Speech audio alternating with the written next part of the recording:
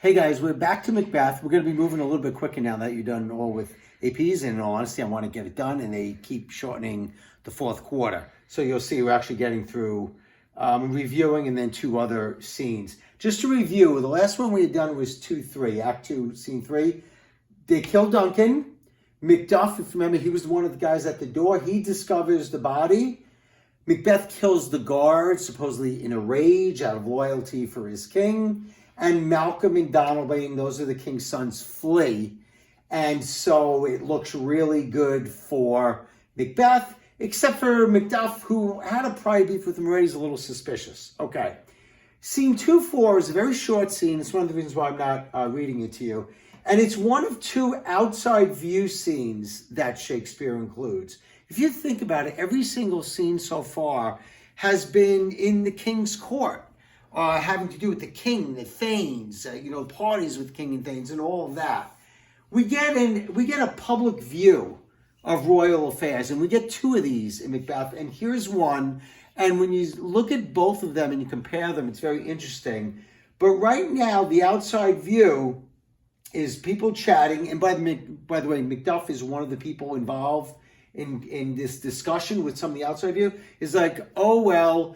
The king is dead. It looks like, this is the way the story played out. It looks like the guards killed them. And when the question is asked, why would the guards kill their own king? It says, well, Malcolm and Donalbain fled. So suspicion is on them. So they come up with, they must have put the guards up to it. And they fled.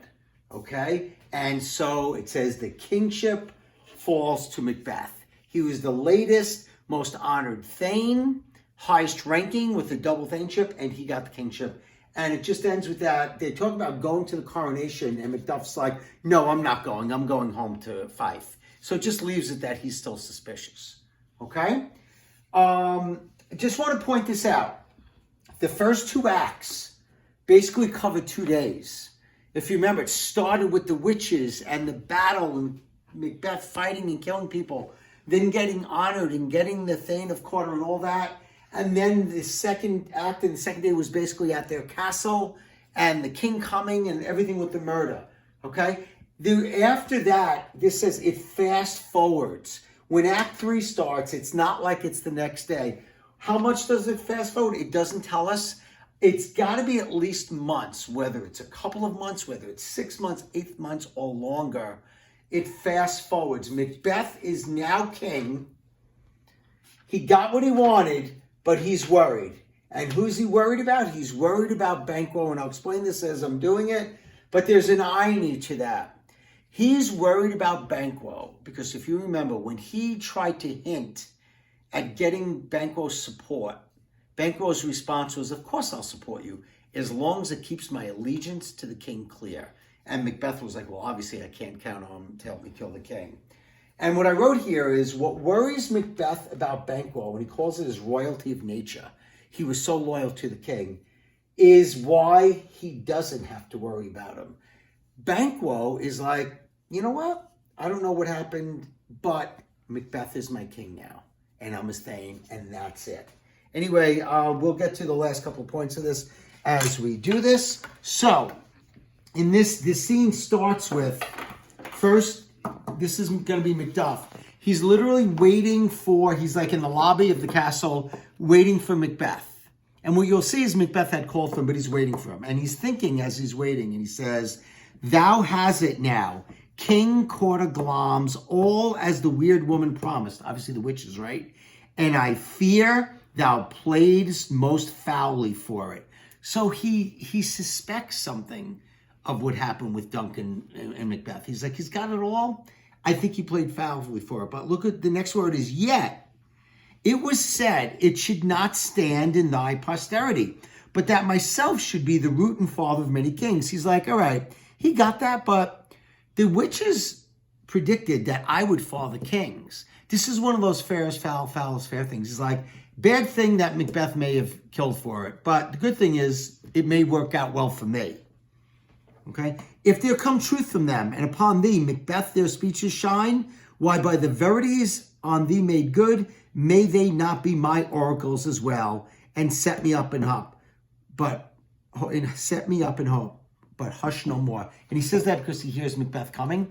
So you just have to remember that everything he said was to himself. He would never say to Macbeth, now the king, I think maybe you did something, right? He says that all to himself, okay? Macbeth comes in and said, actually do need Lady Macbeth. I forgot she's with him. Here's our chief guest. And Lady Macbeth comes in with him and says, had he been forgotten had been a gap in our great feast, and all thing are becoming. So this is the other thing. They're having a feast that night. That's why it's important to remember it's not the next night. It's not like they have a feast every night. But this night they happen to be having a feast. And as you'll see, this is all part of Macbeth's setup for Banquo. Macbeth tells him, tonight we hold a solemn supper, sir, and I'll request your presence. And Banquo says, let your highness command upon me, to which my duties are with the most indissoluble tie forever knit. He's like, you're the king. You tell me what I need to do, where I need to be. Which is interesting because these guys were close friends. And it's not exactly the warm response, but he's like, hey, you're king. I do what, you say. Macbeth asks him, ride you this afternoon? Are you going somewhere? And he says, I, my good lord, yes, I am. We should have else desired your good advice, which still hath been both grave and prosperous in this day's council, but we'll take tomorrow. Is it far you ride? So he's like, oh, I wanted to talk to you, but we'll get to talk tomorrow if you have to go somewhere. Notice he asked him, he's like, are you riding? And then he just said, is it far you ride? And Banquo answers, as far, my lord, as will fill up the time between this and supper. Go not my horse the better? I must become a bar of the night for a dark hour or twain, which means two. He's like, yeah, I have to ride. In fact, I have to hurry and really rush my horse to try to get back here. I might even be late an hour or two. And Macbeth says, fail not our feast. My lord, I will not. All right? Again, nothing is going on that Macbeth isn't already set up. He's sending Banquo on some mission. He knows he's going to be coming back late. That's what he wants. He wants everybody out of his castle, and he wants Banquo isolated and coming in alone. But Macbeth starts to chat. We hear our bloody cousins are bestowed in England and Ireland, not confessing their cruel parricide. If we were in class, I'd ask you, who's he talking about? And someone who was paying attention would have said, oh, he's talking about Malcolm Donalbain. That's where they ran away to. Malcolm ran away to England, and Donalbain ran away to Ireland. Parricide, if you looked it up, that means the murder of one's father. We have these odd words. Homicide, killing someone. Parricide is killing father. Matricide, it's not killing a mattress, it's killing your mother. Okay, and obviously the suicide. So he's like, oh, you hear about Malcolm Donalbain, they're like telling stories. Okay, filling their hearers with strange invention, but of that tomorrow.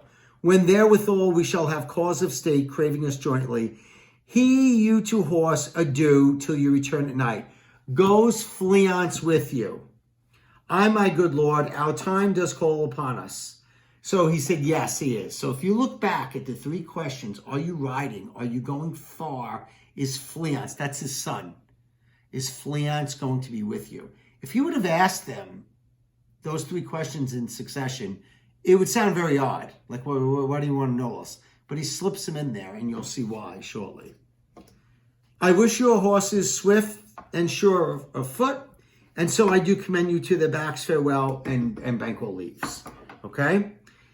He makes kind of an announcement to people around. Let every man be master of his time till 7 at night to make society the sweeter welcome. We will keep ourselves till supper time alone. While then, God be with you. And everybody leaves except Macbeth is there with this one attendant.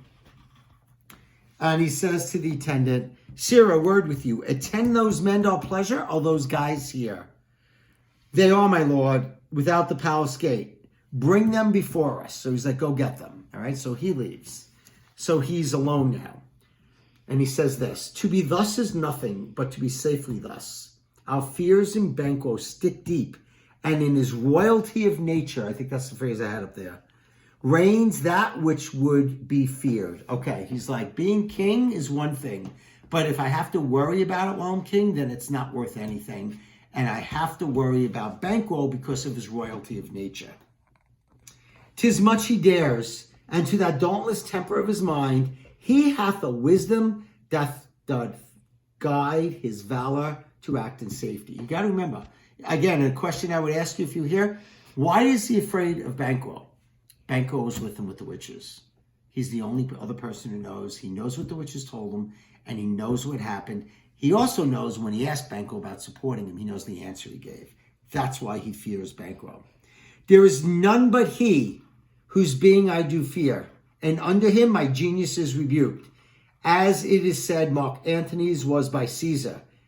So he's like, he's the only one. If I could just get rid of him, everything will be okay. And I would ask at this point, you think that's true? He's obviously paranoid. If something gets solved, taken care of for paranoid, do they stop being paranoid? Of course not. They'll find something else to be paranoid about. Now he's going to start rationalizing. He chid the sisters are the witches, when first they put the name of king upon me and bade them speak to him. Then prophet-like, they hailed him father to a line of kings. Upon my head they placed a fruitless crown and put a barren scepter in my gripe. Thence to be wrenched with an unlineal hand, no son of mine succeeding. Very interesting point. He's so upset that the line of kings is going to belong to Banquo. Well, he doesn't have any sons. This is a completely irrational fear. It's worrying about somebody that's going to have a job after you, and there's no reason to. You're going to be gone, and you don't have any sons that would take it. But it bothers him. If it be so, for Banquo's issue have I filed my mind, for them the gracious Duncan have I murdered. That's the rationalizing. You know what? Now when I think about it, what I did, kill Duncan, is going to benefit Banquo more than myself.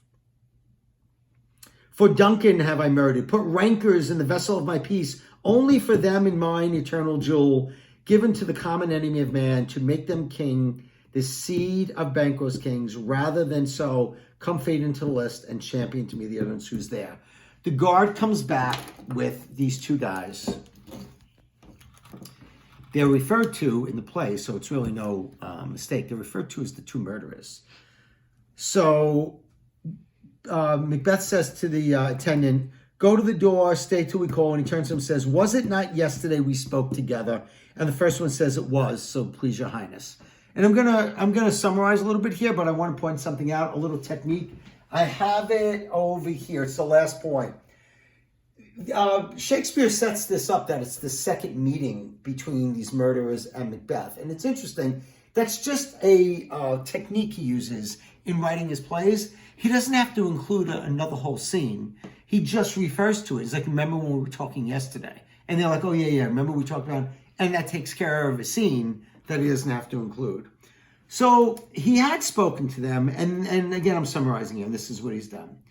He called these two guys in, and he looked for two particular people in hiring murderers. Not just, and these are murderers to kill Banquo, and actually also Fleance, his son, because of what I said. He's so upset that Banquo's lineage will continue.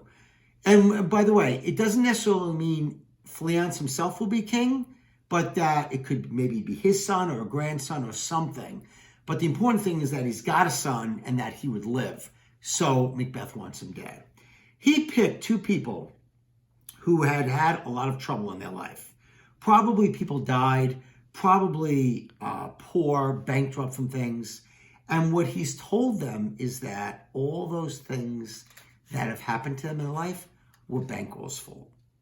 And he doesn't want to just hire them. He wants them to be motivated to kill him. And so he calls them back. He's like, did you think about what I tell you? Are you going to let him get away with that? Are you men?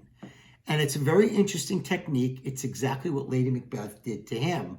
Question their manhood. That gets men to act. And they're like, no, we can't let it go. And then he throws in there, well, good. You know what? He's an enemy of mine too. And I would take care of him myself. But we have some mutual friends, and it would be really awkward if I did it myself. And I point that out as a lame excuse because it's very similar to when Lady Macbeth had planned the murder, and when Macbeth was in there, and she was worried that he was botching it because she thought she heard noise. She said, I would have done it myself, but he resembled my father. And we said, boy, that was kind of a lame excuse. Well, same thing with Macbeth now, okay? And they leave resolved that they're going to kill the king, and Macbeth, after they leave, I'm just going to read you the last line of this. He says, it is concluded, Banquo, thy soul's flight, if it find heaven, must find it tonight. He set Banquo up to be coming back late, and he could tell these murderers, like, stay out there. He'll be the last one coming in, and they can kill him, and he'll have a built-in alibi because he'll be inside with all of the other Thanes and everyone else at the feast. Okay? So that's how that scene ends, and I think everything else up there I talked about. All right? Okay.